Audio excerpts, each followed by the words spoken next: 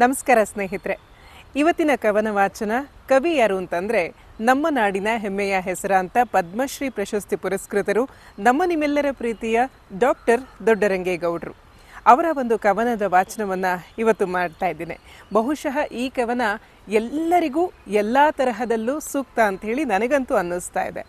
ಹಾಗಾಗಿ ಮಿಂಚಿನ ಗೊಂಚಲು ಅನ್ನುವಂತಹ ಒಂದು ಪುಸ್ತಕದಲ್ಲಿ ಅಳವಡಿಕೆಯಾದಂತಹ ಒಂದು ಕವನ ಇದೀಗ ನಿಮ್ಮ ಮುಂದೆ. ಬಿಡು ಬಿಡು ವಿದೇಶಿ ತೊಡು ಸ್ವದೇಶಿ, ನಾಲಿಗೆಯಲ್ಲಿ ನಲಿಯಲಿ ದೇಸಿ.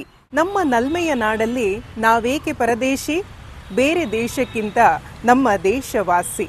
ಇನ್ನೆಷ್ಟು ದಿನ ನಮಗೆ ಅನ್ಯರ ಅನುಕರಣೆ, ನಮ್ಮ ನುಡಿ ನಮ್ಮ ನಾಡು ಶ್ರೇಷ್ಠ ಎಂದೂನೆ. ತಿಂದದ್ದು ಸಾಕು ಇನ್ನೊಬ್ಬರ ಎಂಜಲು, ನಮ್ಮ ಭಾಷೆ ಸಾಹಿತ್ಯ ನಮಗೆ ಹಣ್ಣು ಹಂಪಲು.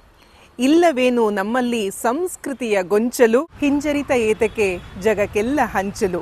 ಇಲ್ಲವೇನು ನಮ್ಮಲ್ಲಿ ಸಂಸ್ಕೃತಿಯ ಗೊಂಚಲು, ಹಿಂಜರಿತ ಏತಕ್ಕೆ ಜಗಕ್ಕೆಲ್ಲ ಹಂಚಲು.